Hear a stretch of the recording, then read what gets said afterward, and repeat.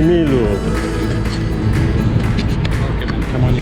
Once again, we were able to assemble a crack squad of foodies at this one Michelin star restaurant in Stabia, Italy. Please join us. This is actually the first course, a wonderful rose petal kombucha. Very, very enjoyable.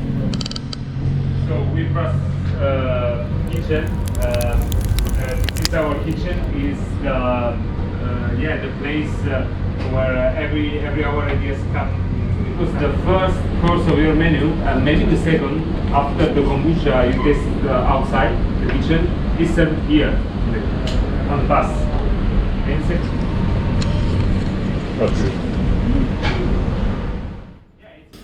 This was an excellent second course, just a really perfectly compressed watermelon saturated with sangria. Tasty, fun, loved it.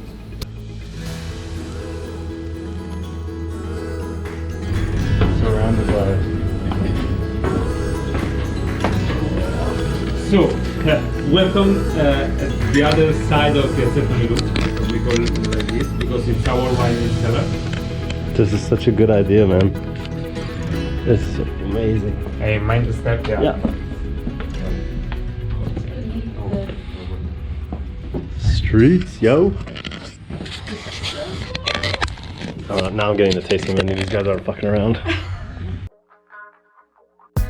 Started out with this vermouth, and it was so good. He just kind of assembled everything in front of us.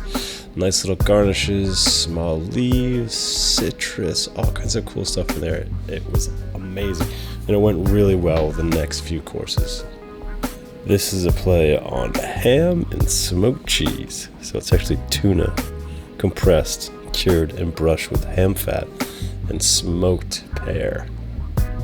This was bacalao, salt cod kind of interior, crispy, almost tempura outside, very thin, and then coated in jalapeno honey.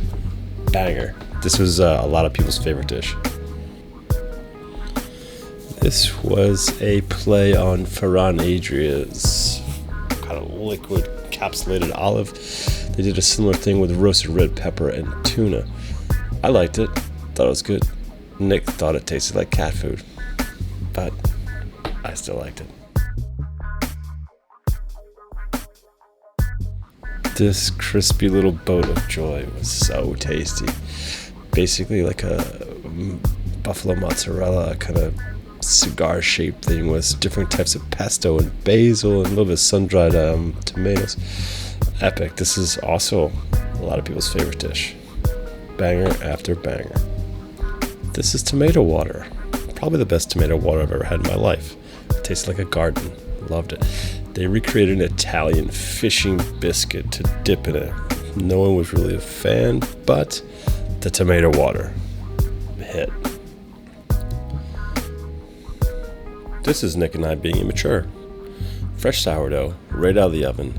The water from this special creek right up the road with a notoriously fresh, tasty water.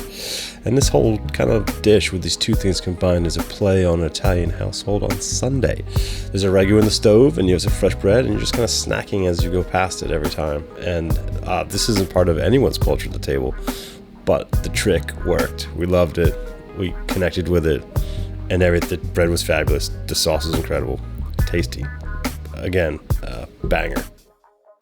We ascend upstairs back into the main dining room and out of the wine cellar, which it's nice and cheery and bright, but I liked it back in the dank wine cellar.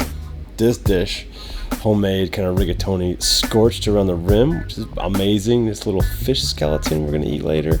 Some balsamic spherification. The sauce was so concentrated, so smooth, incredible tomato sauce, and these kind of buttery foam. Just really simple dish, but it was so good to have elevated Italian food, like really well thought out Italian food. And towards the end, they just bring out these little cubes of scorched focaccia for you to mop up the tasty sauce with. Definitely well played. Loved it. Next, tacos. Pig tacos. It's a pork belly, crispy skin. The sauce is a muscle aioli, and there's just pickled carrots right next to it in a nice little lettuce leaf taco shell. And underneath was a small amount of Mexican beer. It was sick. now we're still in Mexico. Ceviche, corn aioli, some puffed corn. I can't remember the liquid on the outside. It wasn't leche de tigre, but it was so good, whatever it was. And it was kind of thickened with lecithin. Great mouthfeel, tangy. And this is a lot of people's favorite dish as well.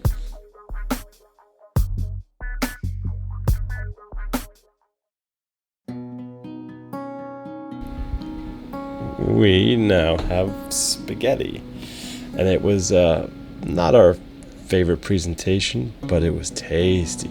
Like the lemon infused water they told us about, and that was the red sauce is a concentrated gambera rosa, basically prawn shrimp sauce, and it was just tasty, just not a pretty dish. Who cares? It was really good.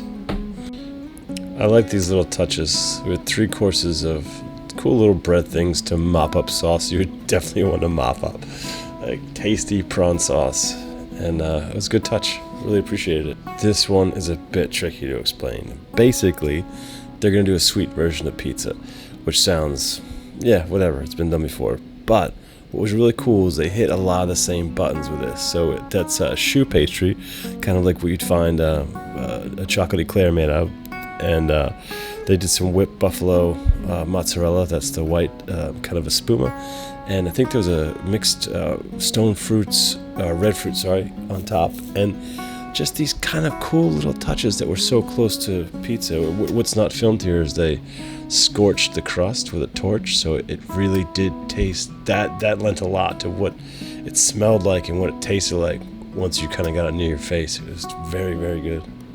This one, tarte tatin, but instead of just apples and caramel, these crazy fuckers did it with banana and red pepper.